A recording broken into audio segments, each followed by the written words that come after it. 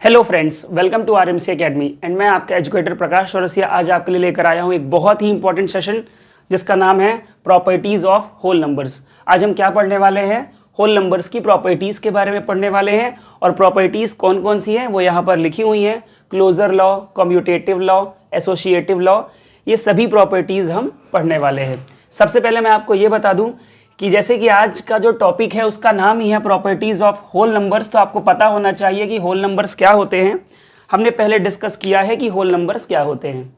Whole numbers वो होते हैं बेटा WN, इसका मतलब क्या हो गया? Whole numbers. होल नंबर्स वो होते हैं बेटा जो 0 से स्टार्ट होते हैं, 0 1 2 3। ओके, होल नंबर्स वो होते हैं जो 0 से स्टार्ट होते हैं। ये हमें पता होना चाहिए। क्यों? क्योंकि हम इन्हीं की प्रॉपर्टीज़ के बारे में बात करने वाले हैं। सो गाइज आप देख सकते हैं। ओके, एक चीज़ मैं आपको और बता दूं कि किसी किसी बुक में क्लोजर लॉ मिलेगा आपको, किसी किसी में क्लोजर प्रॉपर्टी लिखा हुआ मिलेगा। इसका मतलब ये है कि लॉ या प्रॉपर्टी एक ही चीज़ है।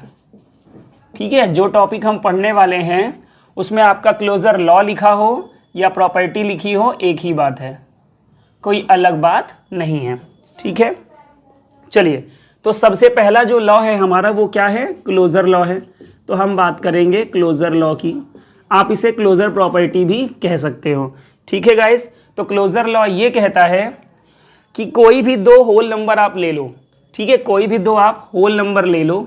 ओके, उनका आप प्लस करो। ठीक है, तो जो नंबर आपको मिलेगा वो भी होल नंबर मिलना चाहिए। ठीक है, तो देखिए कोई भी दो होल नंबर हमने ले लिए, कोई भी दो होल नंबर। होल नंबर का मतलब समझिएगा गाइज, होल नंबर कहने का मतलब है पॉजिटिव नंबर्स, निगेटिव के नंबर नहीं होने चाहिए। मीन्स 0 हो या 0 से बड़ा, तो 0 या 0 से बड़ा कोई भी दो नंबर ले लो, अगर आप उनका प्लस करोगे तो जो नंबर आपको मिलेगा वो क्या होगा? होल नंबर ही होगा। यही कहता है आपका क्लोजर लॉ। ठीक है, इन शॉर्ट हम इसे ये भी कह सकते हैं कि जब हम a + b करते हैं तो वो हमें क्या मिलता है? हमें मिलता है C। ठीक है, जिनमें से A और B दोनों ही आपके होल नंबर हैं और ये जो C है वो भी आपका क्या है? होल नंबर है। ओके गाइस, होल नंबर, और ये C भी आपका क्या है? Whole number. मैं एक बार फिर से रिपीट कर देता हूँ गाइस कि क्लोजर लॉ या क्लोजर प्रॉपर्टी किसे कहते हैं? क्लोजर लॉ ये कहता है कि कोई भी दो होल नंबर ले लो, उनको जब आप प्लस करोगे तो जो नंबर आपको मिलेगा वो भी होल नंबर होना चाहिए, वो भी होल नंबर होता है। ठीक है, तो ये जो क्लोजर लॉ है अभी हमने किस लिए देखा है? एडिशन के लिए देखा है। ठीक है, किसके लिए देखा है? एडिशन के लिए। तो क्लोजर लॉ अभी जो हमने देखा है वो देखा है एडिशन के लिए। अब हम देखेंगे मल्टीप्लिकेशन के लिए। क्लोजर लॉ को अब हम किस लिए देखेंगे? For multiplication. क्यों फॉर मल्टीप्लिकेशन देख रहे हैं मैं आपको अभी बताता हूँ। ओके गाइस, मान लीजिए फिर से दो नंबर ले लीजिए आप। ठीक है, दो नंबर आप ले लीजिए, ले लेते हैं 2 और 3। तो क्लोजर लॉ एडिशन के लिए ये कहता है, मल्टीप्लिकेशन के लिए क्या कहता है वो भी देखते हैं। तो क्लोजर लॉ कहता है कि कोई भी दो होल नंबर ले लो, उनका जब आप मल्टीप्लाई करोगे तो जो आपको नंबर मिलेगा वो क्या मिलेगा?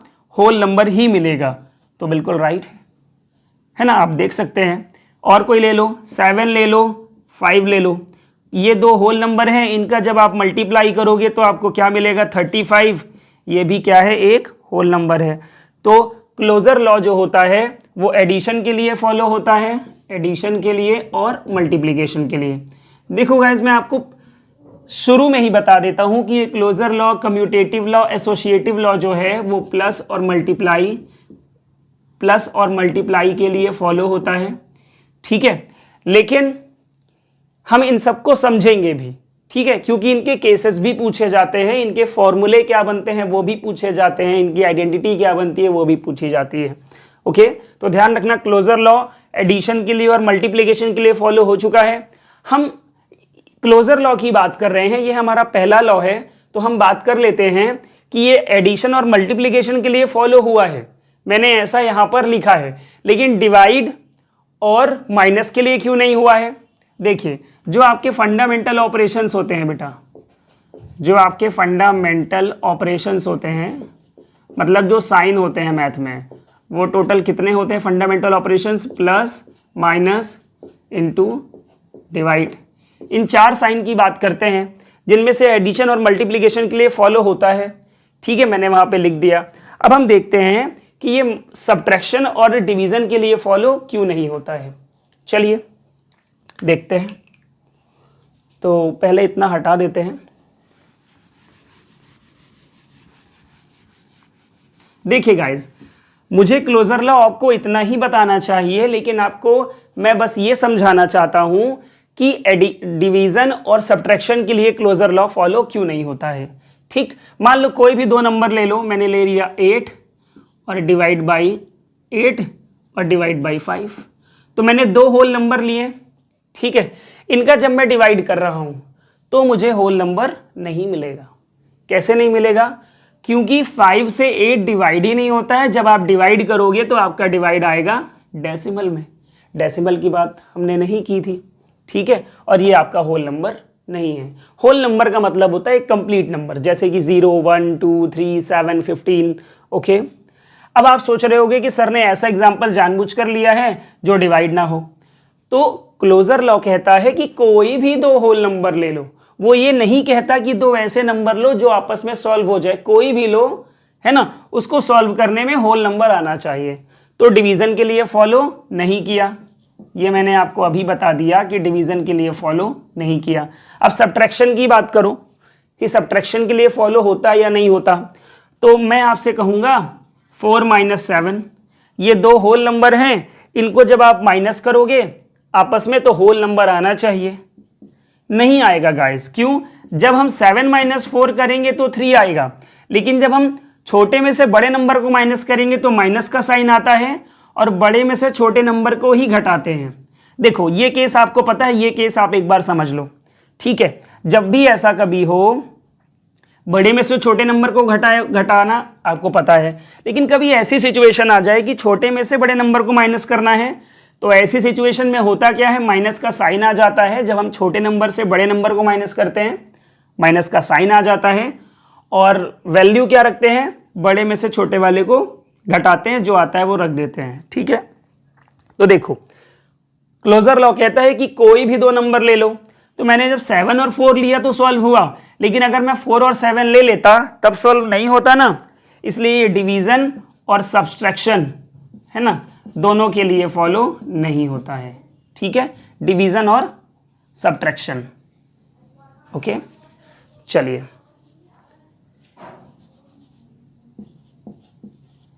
ठीक है। क्योंकि जब मैंने आपसे कहा कि क्लोजर लॉ एडिशन और मल्टीप्लिकेशन के लिए होता है, तो मैंने वहां पे कोई भी 2 नंबर ले लिए थे, तब भी जो तीसरा नंबर मिल रहा था वो होल नंबर ही मिल रहा था। बट यहां पर ऐसा नहीं है। तो आप समझ गए होंगे। तो मैंने क्लोजर लॉ का आपको प्रूव करके दिखा दिया है कि क्यों एडिशन और मल्टीप्लिकेशन को फॉलो करता है क्लोजर लॉ और डिवीजन सब्ट्रैक्शन को क्यों नहीं करता है। तो ये हम हर लॉ में आपको प्रूव करके नहीं बताएंगे, मैंने क्लोजर लॉ में बता दिया है, तो आप ध्यान रखना। ठीक है, चलो आगे बात करते हैं किसकी, कम्यूटेटिव लॉ की, कि कम्यूटेटिव लॉ क्या कहता है।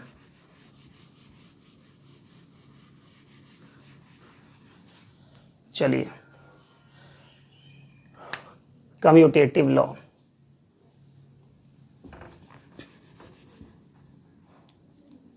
COMMUTATIV, commutative law. चलिए अब हम बात करेंगे कम्यूटेटिव लॉ की। तो कम्यूटेटिव लॉ कहता है गाइस, कम्यूटेटिव लॉ भी पहले हम एडिशन के लिए बात करेंगे, फिर मल्टीप्लिकेशन के लिए बात करेंगे। तो कम्यूटेटिव लॉ कहता है कि कोई भी 2 होल नंबर ले लो। मैंने कहा कि 3 ले लो और 4 ले लो। इनको जब आप प्लस करते हो, ठीक है, इनको जब आप प्लस करते हो तो वही नंबर आपको मिलेगा। इनको जब आप प्लस करोगे इंटरचेंज करके, ठीक है, इंटरचेंज करके कैसे, 4 + 3। इसका मतलब ये है कि कम्यूटेटिव लॉ जो है, अभी हम एडिशन के लिए पढ़ रहे हैं, मींस एडिशन प्लस के साइन की बात कर रहे हैं। तो 2 नंबर हमने लिए, 2 होल नंबर लिए, उनका जब हमने प्लस किया तो उनका प्लस वही आना चाहिए जब हम इसको इंटरचेंज करें। मैंने इंटरचेंज कर दिया ना, 4 को इधर लेकर आया, 3 को इधर, इंटरचेंज किया, इंटरचेंज करने के बाद भी अगर वही मिलता है, ये कहलाता है आपका commutative law. I hope clear होगा गाइज। मैं फिर से बता रहा हूँ, मान लो मैंने 1 लिया और 5 लिया, इनको जब मैं जोड़ा तो 6 आया, और इसी 1 + 5 को अगर मैं 5 + 1 कर दूं तो भी 6 आएगा। ठीक है, तो 2 ऐसे नंबर जिनका आप प्लस करते हो, ठीक है, तो आपको वही नंबर मिलता है जिनको आप इंटरचेंज करके प्लस करते हो, है ना, तो भी वही नंबर मिलना चाहिए। क्लियर है गाइस? मीन्स इन 2 नंबर को प्लस करो वही मिलना चाहिए, इनको इंटरचेंज करके प्लस करो तो भी वही मिलना चाहिए। ये कहलाता है आपका कम्यूटेटिव लॉ फॉर एडिशन। तो इसकी इक्वेशन क्या बनेगी? जैसे क्लोजर लॉ में एक इक्वेशन मैंने बताई थी ना आपको, क्लोजर लॉ में मैंने आपको क्या इक्वेशन बताई थी?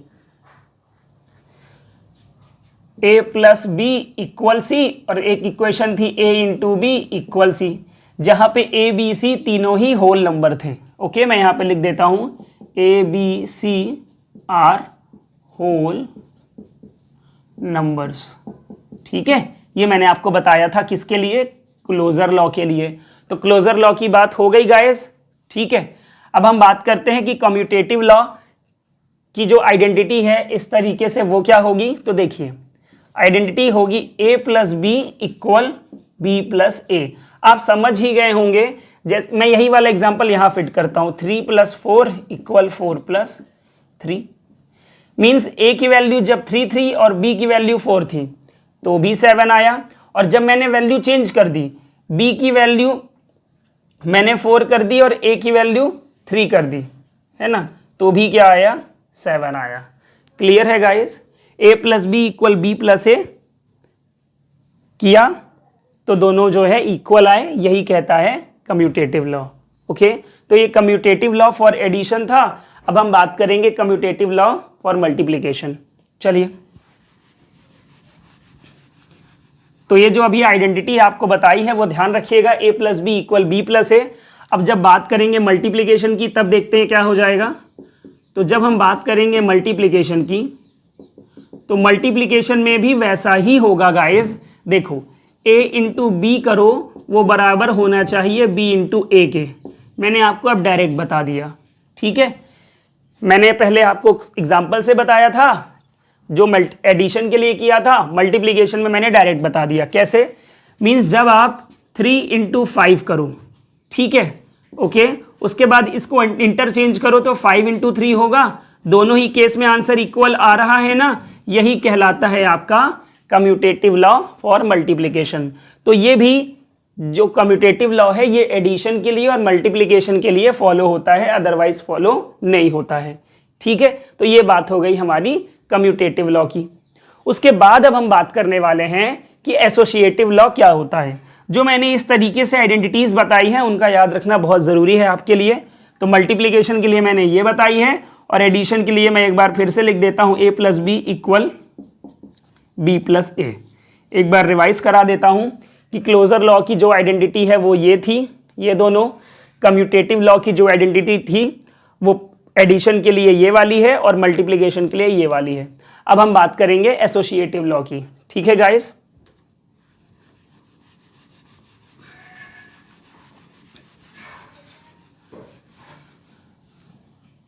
चलिए अब बात करते हैं एसोसिएटिव लॉ की।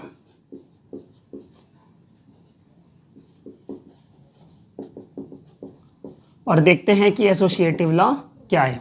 चलिए गाइस, तो एसोसिएटिव लॉ कहता है गाइस, फिर से एडिशन और मल्टीप्लिकेशन की बात करनी है तो फॉर एडिशन, ओके, आप कोई भी 3 नंबर ले लो।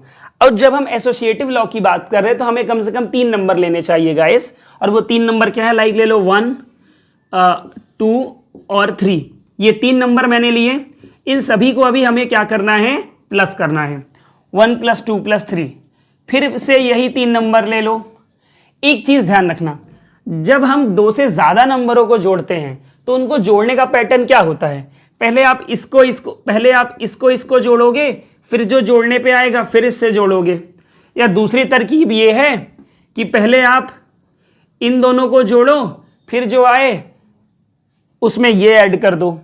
तीसरी तरकीब क्या है कि पहले आप इसको जोड़ो, जो आए उसमें 2 ऐड कर दो। ठीक, तो आपका जो एसोसिएटिव लॉ है वो एडिशन के लिए क्या कहता है कि आप एक काम करो, आप पहले इन दो नंबरों को जोड़ो, ठीक है, फिर जो आए उसके बाद इस नंबर पे जोड़ो, ठीक है। तो ये किसके इक्वल आना चाहिए, आप लास्ट दो नंबर को जोड़ो, ओके, उसके बाद जो नंबर जोड़ने पे आए वो इस पे जोड़ो, ठीक है ना, वो दोनों बराबर होने चाहिए। कैसे, इन दोनों को जोड़ा तो 3 आया, फिर 3 जोड़ा 6। अब जब यहां की बात करें तो पहले आप इन दोनों को जोड़ रहे हो 5 आया, लेकिन इनको जोड़ने में 6। समझ रहे हो ना गाइस, एसोसिएटिव लॉ जो है वो एडिशन के लिए क्या कहता है कि पहले इन दो नंबर को ऐड करो, फिर जो आए उससे उसको इसमें ऐड करो, और वो किसके बराबर होना चाहिए, आप लास्ट दो नंबर को ऐड करो, जो आए ऐड करने पे उसे फर्स्ट नंबर से ऐड करो, वो दोनों इक्वल आने चाहिए। मींस इसकी जो आइडेंटिटी है वो क्या बनने वाली है, a plus B plus C, means a plus B plus C equal a plus B plus C. ये आपकी आइडेंटिटी किसकी बनेगी, एसोसिएटिव लॉ फॉर एडिशन की, okay, associative law for addition की, ठीक है। इसी तरीके से एसोसिएटिव लॉ की जो आइडेंटिटी है वो मल्टीप्लिकेशन के लिए क्या बनेगी, उसकी भी बात करते हैं गाइस। देखिए,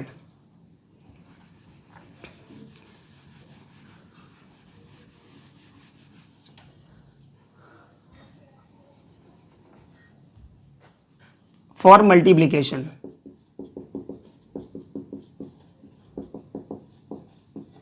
मैंने 3 नंबर ले लिए, 2 इंटू 3 इंटू 4, इधर भी ले लिए 2 इंटू 3 इंटू 4। जैसे प्लस का बताया है वही तरीका इंटू का भी है, पहले आप 2 नंबर का मल्टीप्लाई करोगे, फिर तीसरे नंबर से मल्टीप्लाई करोगे, जो आंसर आएगा। तो आपको क्या करना है, आप पहले एक काम करो, इन 2 नंबर का मल्टीप्लाई करो, फिर जो इनका मल्टीप्लाई करने पे आए उसका मल्टीप्लाई इसमें करो, ठीक, तो 24 आया। अब इसमें आपको थोड़ा सा चेंजेस करने होंगे, इसमें शुरू के 2 नंबर का मल्टीप्लाई किया है, इसमें लास्ट के 2 नंबर का मल्टीप्लाई करो पहले, तो 4 3 12 आया। जब इस 12 में इस 2 का इंटू करोगे तो क्या आ रहा है, 24। देखो दोनों इक्वल आ रहा है, मीन्स इसकी आइडेंटिटी क्या बन जाएगी, a इंटू बी इंटू सी जो है, तो एक मिनट गाइस, तो a इंटू बी ऐसे रखा आपने, फिर ये, फिर a इंटू, फिर आपने रखा ये आपकी जो आइडेंटिटी है ये किसकी आइडेंटिटी बन गई है, associative law for multiplication. Clear है गाइस, तो हमने अभी 3 लॉस पढ़ लिए हैं, closure law, commutative law, associative law. इन तीनों में आपको ये ध्यान रखना है कि ये तीनों ही एडिशन और मल्टीप्लिकेशन को फॉलो करते हैं, डिवीजन और सब्ट्रैक्शन को फॉलो नहीं करते हैं, ठीक है। लेकिन अब आप सोच रहे होगे ना कि सर इतनी सी बात है तो हम ये याद कर लेते हैं। नहीं गाइस, आपको आइडेंटिटी भी पूछी जा सकती है, एग्जाम्पल भी दिया जा सकता है, तो जब ये आप एग्जाम्पल और आइडेंटिटी पढ़ोगे तभी अच्छे से याद होगा। तो क्या फॉलो करता है ये भी पूछा जा सकता है, आइडेंटिटी क्या है ये भी पूछा जा सकता है, एग्जाम्पल क्या है ये भी पूछा जा सकता है, ठीक है।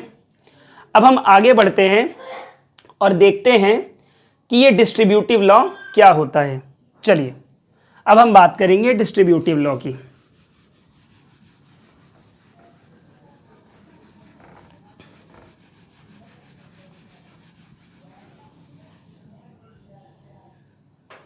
ओके, तो देखिए डिस्ट्रीब्यूटिव लॉ,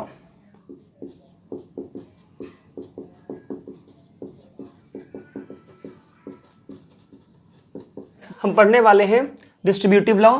तो डिस्ट्रीब्यूटिव लॉ क्या होता है हम उसकी बात करते हैं। मैं ये हटा देता हूं गाइस, क्लोजर लॉ हमारा कंप्लीट हो चुका है। देखिए ये जो डिस्ट्रीब्यूटिव लॉ है ये 2 केसेस में फॉलो होता है। पहला केस क्या है, मल्टीप्लिकेशन ओवर एडिशन, और दूसरा जो है मल्टीप्लिकेशन ओवर सब्ट्रैक्शन। लेकिन हम सबसे पहले क्या बात करेंगे, मल्टीप्लिकेशन ओवर एडिशन। तो चलिए एक एग्जांपल से समझाता हूं।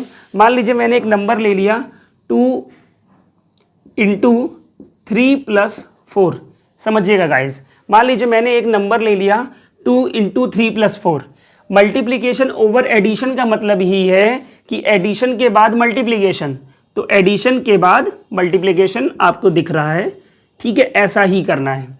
तो ये जो इक्वेशन है आप इसको सॉल्व करोगे तो जो आंसर आएगा वही आंसर किसको सॉल्व करने में आएगा, इसको 2 इंटू 3 प्लस 2 इंटू 4। क्यों? क्योंकि इसको सॉल्व करने के दो तरीके होते हैं, ठीक है। और वो दो तरीके क्या होते हैं उसकी बात करते हैं। तो पहला तरीका ये होता है गाइस कि आप क्या करिए, आप पहले इस प्लस को सॉल्व करिए तो आपका प्लस सॉल्व करने में 7 आया, फिर इसमें 2 का इंटू करिए तो आपका आ गया 14। दूसरा तरीका क्या है, अगर आप दूसरे तरीके सॉल्व कर रहे हो अगर वही आंसर आ गया, इसका मतलब ये है कि डिस्ट्रीब्यूटिव लॉ जो है वो मल्टीप्लिकेशन ओवर एडिशन को फॉलो करता है। किस तरीके से देखते हैं? ओके, सबसे पहले तो सोचने वाली बात यह है कि मैंने इधर से ये इक्वेशन बनाई कैसे। तो इसको सॉल्व करने का एक तरीका मैंने बताया ना, पहले आप क्या करो, इसको सॉल्व करो फिर जो आए इंटू कर दो। क्यों? क्योंकि ये ब्रैकेट के अंदर है, ब्रैकेट पहले सॉल्व होता है, इंटू बाद में। ओके, अब इधर मैंने क्या किया है, दूसरा तरीका क्या है इसको सॉल्व करने का, आप चाहो तो इस 2 का इंटू पहले 3 में करो, तो मैंने 2 का इंटू 3 में किया, फिर प्लस का साइन लगाओ, प्लस का साइन लगाया, फिर इस 2 का इंटू 4 में करो, तो 2 का इंटू 4 में। तो एक ये तरीका है और एक ये तरीका है। ओके, जब इसको सॉल्व करोगे तो 6 आएगा, प्लस ये प्लस लगा दिया, इसको सॉल्व करोगे तो आएगा 8। इसको सॉल्व करने में भी 14 आ रहा है ना गाइस, ठीक है, इसको भी सॉल्व करने में 14 आ रहा है ना गाइस। तो हम कह सकते हैं कि जो डिस्ट्रीब्यूटिव लॉ है वो मल्टीप्लिकेशन ओवर एडिशन को फॉलो करता है। तो अगर हम इसके आइडेंटिटी की बात करें तो इसकी आइडेंटिटी क्या बनेगी देखते हैं। a इंटू बी प्लस सी जो है वो किसके बराबर होगा, इसका इंटू पहले इसमें हुआ है, मीन्स a का इंटू बी में हुआ है, a इंटू बी, फिर उसके बाद इसका इंटू इसमें हुआ है तो a इंटू सी के। मीन्स ये इक्वेशन जो है डिस्ट्रीब्यूटिव लॉ की मल्टीप्लिकेशन ओवर एडिशन वो फॉलो होती है।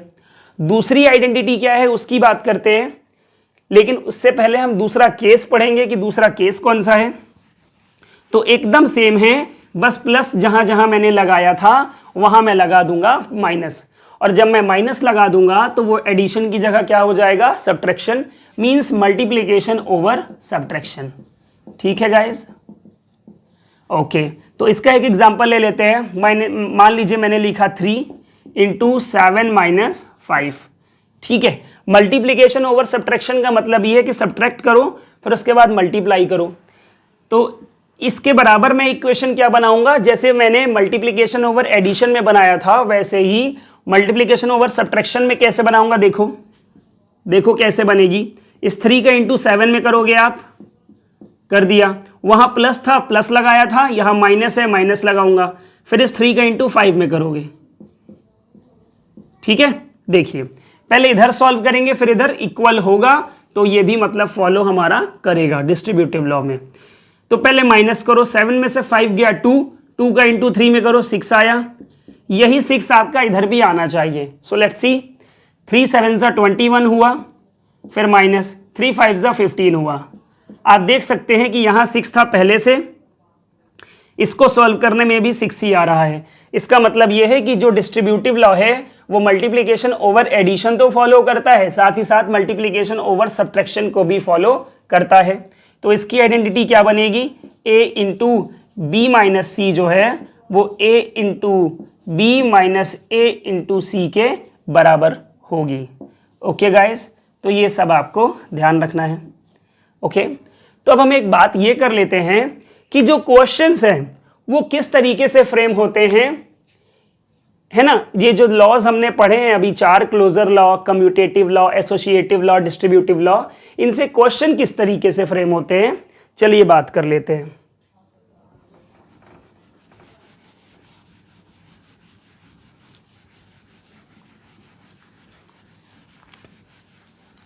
देखिए गाइस, पहला क्वेश्चन ये फॉलो हो सकता है, which of the following operation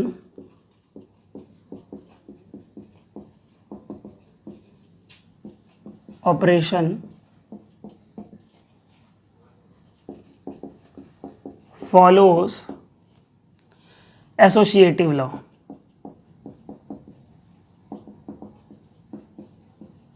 ये आपका क्वेश्चन हो गया, ये क्वेश्चन मार्क है गाइस, हाँ ये क्वेश्चन मार्क है। आपके पास ऑप्शंस होंगे ए, बी, सी, डी। पहला वाला हो सकता है मल्टीप्लिकेशन, ठीक है, मल्टीप्लिकेशन। दूसरा वाला हो सकता है सब्ट्रैक्शन, ठीक है। तीसरा वाला हो सकता है एडिशन, और चौथा वाला हो सकता है बोथ ए एंड सी। तो आपको पता है कि आपका आंसर क्या होगा, बोथ ए एंड सी। क्यों? क्योंकि मैंने बताया है जो एसोसिएटिव लॉ है वो एडिशन और मल्टीप्लिकेशन को फॉलो करता है। सो मल्टीप्लिकेशन ये रहा, एडिशन ये रहा, डेट मीन्स आपका आंसर आ जाएगा डी। और किस तरीके से फ्रेमिंग हो सकती है, चलिए उसकी बात करते हैं। चलिए, दूसरी फ्रेमिंग जो है वो इस तरीके से हो सकती है कि which of the following identity, which of the following identity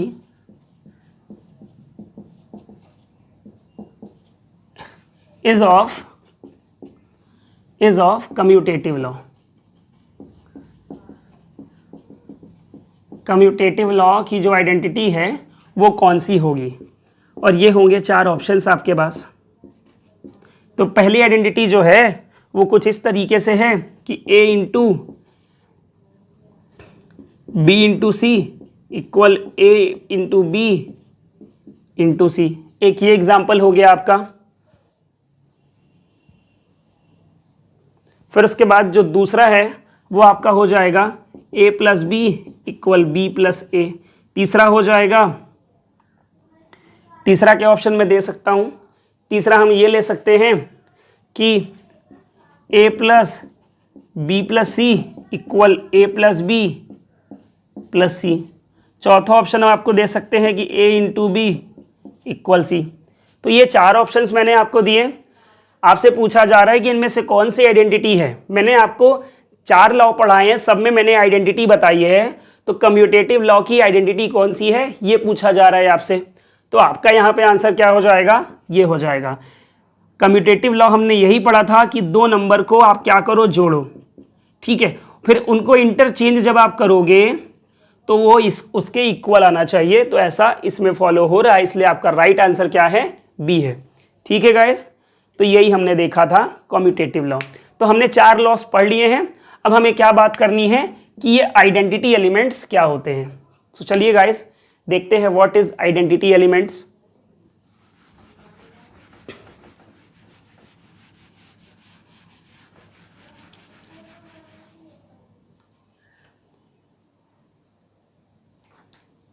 देखिए, ये जो आइडेंटिटी एलिमेंट्स है ना, ये बहुत इजी है गाइस।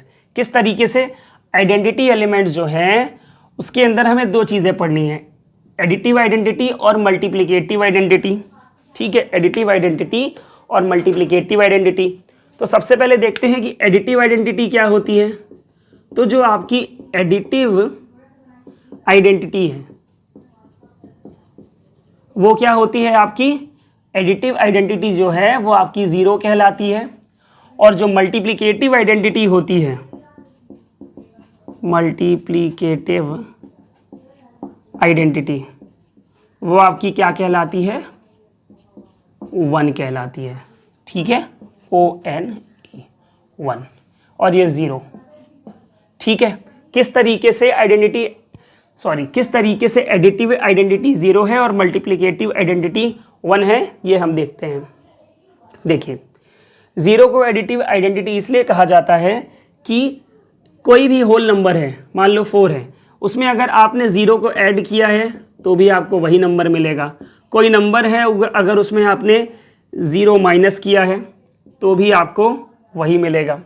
ठीक है, मीन्स अगर हम अभी बात कर रहे हैं एडिटिव आइडेंटिटी की, तो मीन्स अगर हम प्लस की बात करेंगे, माइनस की बात अभी नहीं करेंगे, एडिटिव आइडेंटिटी की बात हो रही है। ठीक है, अगर किसी नंबर में 0 को ऐड कर दिया जाए तो आपको वही नंबर मिलेगा।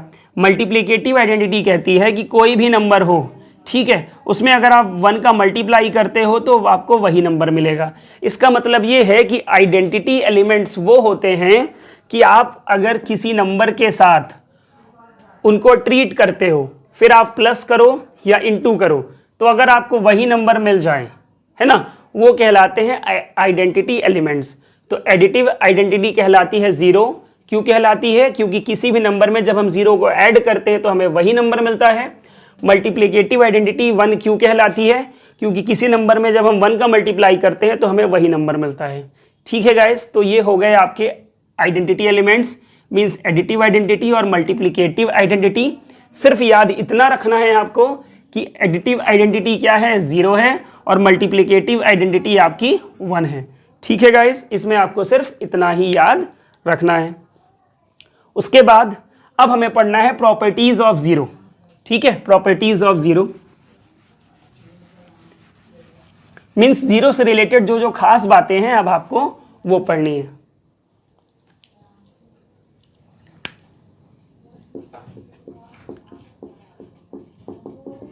प्रॉपर्टीज ऑफ 0, चलिए देखते हैं।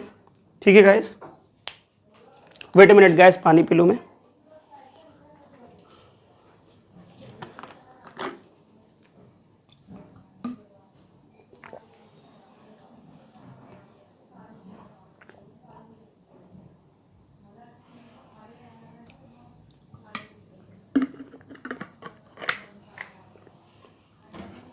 प्रॉपर्टीज ऑफ 0 में भी हम कुछ एडिटिव आइडेंटिटी जैसी ही बात करेंगे। इसका नाम थोड़ा बोलने में प्रॉब्लम हो रही है, एडिटिव आइडेंटिटी। जब जल्दी जल्दी बोलो तो थोड़ा सा स्लिप हो रहा है।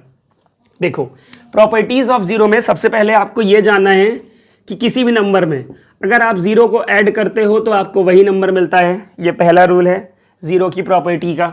दूसरा रूल ये है, किसी भी नंबर में अगर आप 0 को माइनस करते हो तो भी आपको वही नंबर मिलता है। ठीक। तीसरी बात, किसी भी नंबर में अगर आप 0 का मल्टीप्लाई करते हो, किसी भी नंबर में अगर आप 0 का मल्टीप्लाई करते हो तो आपको क्या मिलता है? 0 मिलता है। ध्यान रखना, मीन्स प्लस करो या माइनस करो तो सेम नंबर मिलेगा, लेकिन अगर आप इंटू कर रहे हो तो आपको 0 मिलेगा। चौथा केस, अगर इसी के अकॉर्डिंग हम चले तो चौथा केस क्या बनता है? 7 डिवाइड बाई 0। ये केस आसान नहीं है, क्योंकि एक केस ये है और फिफ्थ केस जो है वो ये है 0 डिवाइड बाई 7। देखो गाइज, 7 डिवाइड बाई 0 और 0 डिवाइड बाई 7 दोनों अलग अलग केसेस हैं। डिफरेंस क्या है? इस केस में क्या हो रहा है? इस केस में हम 0 से डिवाइड कर रहे हैं 7 को, लेकिन जो नीचे वाला केस है उसमें हम 7 से डिवाइड कर रहे हैं 0 को।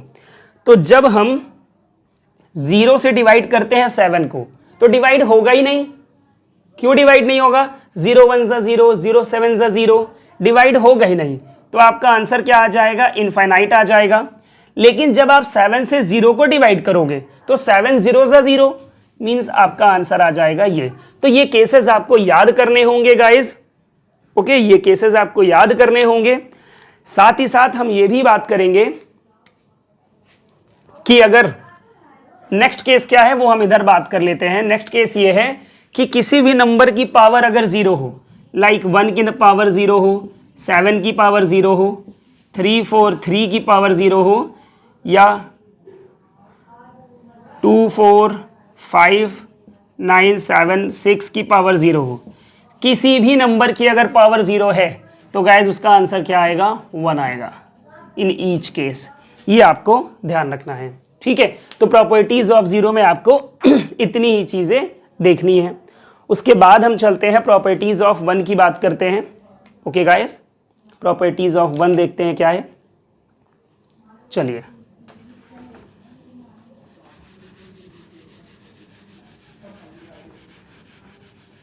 सो प्रॉपर्टीज ऑफ 1। तो प्रॉपर्टीज ऑफ 1 में आपको क्या पढ़ना है? पहला केस तो ये है कि जब आप किसी नंबर में 1 का मल्टीप्लाई करते हो तो आपको वही नंबर मिलता है।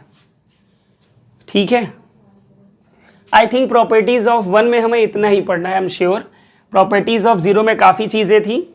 ठीक है, लेकिन प्रॉपर्टीज ऑफ 1 में क्या है? आपको इतना ही पढ़ना है कि जब आप किसी नंबर में 1 का मल्टीप्लाई करते हो तो आपको वही नंबर मिल जाता है। क्यों? क्योंकि हम 1 की बात ही कर रहे हैं और यही तो हमारा 1 है। क्यों? क्योंकि जब हम प्लस करेंगे तो कोई और नंबर मिलेगा, जब हम किसी नंबर में 1 को प्लस करेंगे तो कोई और नंबर, जब किसी नंबर में 1 को माइनस करेंगे तो कोई और नंबर, है ना।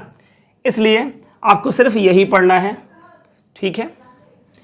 तो गाइस हमने आज क्या पढ़ा है, closure law, commutative law, associative law, distributive law, identity elements के बारे में पढ़ा, जिसके अंदर हमने 2 आइडेंटिटी पढ़ी है, additive identity, multiplicative identity.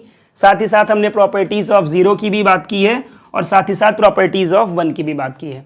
So guys अगर ये सेशन आपको अच्छा लगा हो तो लाइक करके ज़रूर बताइए।